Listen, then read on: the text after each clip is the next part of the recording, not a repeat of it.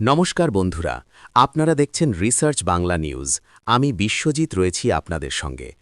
আজ আমরা এমন এক রাজনৈতিক বাস্তবতার মুখোমুখি দাঁড়িয়ে আছি, যেখানে একটি বৈঠকের ভেতরের উত্তেজনা আসলে দেশের গণতান্ত্রিক কাঠামো, ভোটাধিকার এবং সাংবিধানিক প্রতিষ্ঠানগুলির ভূমিকা নিয়ে একের পর এক অস্বস্তিকর প্রশ্ন তুলে দিচ্ছে। নির্বাচন কমিশনের সঙ্গে তৃণমূল কংগ্রেসের প্রতিনিধি দলের বৈঠককে কেন্দ্র করে যে বিতর্ক সামনে এসেছে, তা কোনো ব্যক্তিগত বাক্যবিনিময় বা রাগের বহিঃপ্রকাশে সীমাবদ্ধ নয়, বরং এটি স্পষ্ট করে দিচ্ছে ক্ষমতার উৎস কোথায়, আর সেই ক্ষমতার জবাবদিহি ঠিক কার কাছে।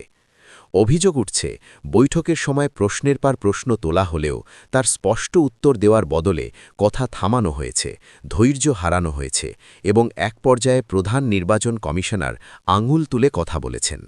এখানেই অভিষেক বন্দ্যোপাধ্যায় যে প্রতিক্রিয়া দেন, তা নিছক রাজনৈতিক বাক্য নয়, বরং সাংবিধানিক দর্শনের একটি স্পষ্ট উচ্চারণ: আপনি মনোনীত, আমরা নির্বাচিত।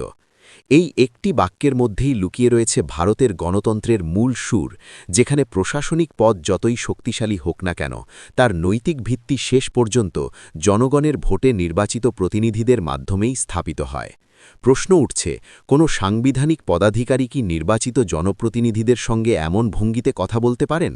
আর যদি করেন, তাহলে সেই আচরণ কি গণতান্ত্রিক শিষ্টাচারের মধ্যে পড়ে? এই ঘটনার পর যে অভিযোগগুলি সামনে এসেছে, সেগুলি আরও গুরুতর। বলা হচ্ছে, নির্বাচন কমিশন ও শাসক দল মিলিতভাবে বাংলাকে বদনাম করার একটি বয়ান তৈরি করছে, যেখানে বারবার অনুপ্রবেশের প্রসঙ্গ তুলে ধরা হচ্ছে, কিন্তু পরিসংখ্যানের বেলায় নীরবতা বজায় রাখা হচ্ছে। ড্রাফট ভোটার তালিকা থেকে ৫৮ লক্ষ নাম বাদ পড়েছে। এই সংখ্যাটি নিজেই ভয় ধরানোর মতো, কিন্তু এর মধ্যেই আসল প্রশ্নটি আরও তীক্ষ্ণ হয়ে ওঠে। এই ৫৮ লক্ষের মধ্যে ঠিক কতজন অনুপ্রবেশকারী, কতজন বাংলাদেশি বা রোহিঙ্গা, আর কতজন প্রকৃত ভারতীয় নাগরিক যারা ভোট দেওয়ার অধিকার রাখেন?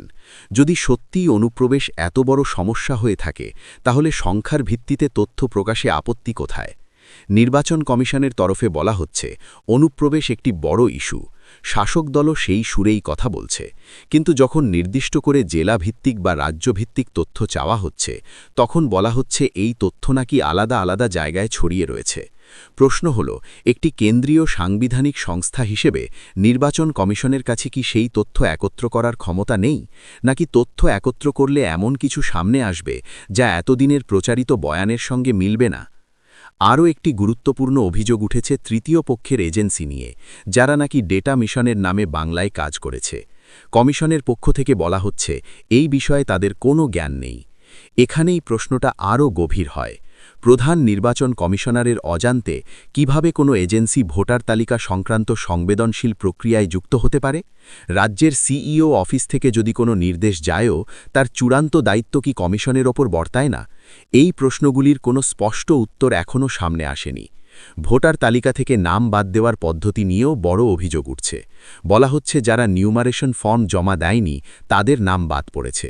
কাগজে কলমে এই যুক্তি গ্রহণযোগ্য শোনালেও বাস্তবে প্রশ্ন থেকে যায়, যারা জীবিত, যারা এলাকায় রয়েছেন, যারা নিয়মিত নাগরিক পরিষেবার সঙ্গে যুক্ত, তাদের নাম কিভাবে বাদ পড়ল? ফর্ম 6 দিয়ে আবার আবেদন করা যায়, এই কথা বলা হচ্ছে। কিন্তু একটি গণতান্ত্রিক ব্যবস্থায় নাগরিকের ভোটাধিকার রক্ষা করার দায়িত্ব কি শুধু নাগরিকের, নাকি প্রশাসনেরও? ভুল হলে তার দায়িত্ব কার? বিএলও, ইআরও, নাকি পুরো ব্যবস্থার শীর্ষে থাকা নির্বাচন কমিশনের? সবচেয়ে তীব্র চ্যালেঞ্জ এসেছে সিসিটিভি ফুটেজ প্রকাশের দাবিতে। বলা হচ্ছে, নির্বাচন কমিশনের ভবনে সর্বত্র নজরদারি ক্যামেরা রয়েছে। তাহলে ২.৫ ঘণ্টার বৈঠকের ফুটেজ প্রকাশ করা হলে সত্য মিথ্যার ফারাক স্পষ্ট হয়ে যাবে।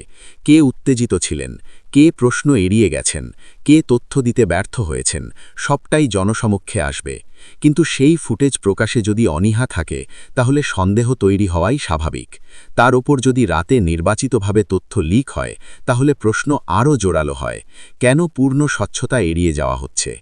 এই পুরো ঘটনা প্রবাহ আমাদের মনে করিয়ে দেয়, ২০২৬ সালের আগে বাংলায় ভোটার তালিকা নিয়ে যে টানাপোড়েন শুরু হয়েছে, তা নিছক প্রশাসনিক প্রক্রিয়া নয়, এটি গভীর রাজনৈতিক তাৎপর্য বহন করছে। একদিকে অনুপ্রবেশের অভিযোগ, অন্যদিকে প্রমাণের দাবি।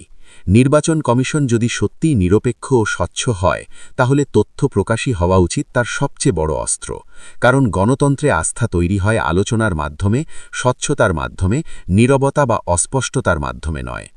আজ প্রশ্নটা শুধু অভিষেক বন্দ্যোপাধ্যায় বনাম জ্ঞানেশ কুমারের মধ্যে সীমাবদ্ধ নেই। প্রশ্নটা বাংলার প্রতিটি ভোটারের, প্রতিটি নাগরিকের। আপনার নাম কি নিরাপদ? আপনার ভোটাধিকার কি সুরক্ষিত? কোনো সফটওয়্যার, কোনো গোপন নির্দেশে কি একজন নাগরিকের সাংবিধানিক অধিকার মুছে যেতে পারে? এই প্রশ্নগুলোর স্পষ্ট উত্তর না পাওয়া পর্যন্ত এই বিতর্ক থামবে না। কারণ আগামী নির্বাচন শুধু রাজনৈতিক লড়াই নয়, এটি হবে ভারতের গণতন্ত্রের বিশ্বাসযোগ্যতার এক বড় পরীক্ষা। বন্ধুরা, এ বিষয়ে আপনারা কি মনে করেন? কমেন্টে অবশ্যই জানাবেন এবং আমাদের বিশ্লেষণ ভালো লাগলে রিসার্চ বাংলা নিউজ ইউটিউব চ্যানেলটিকে সাবস্ক্রাইব করে আমাদের পাশে থাকুন। ধন্যবাদ।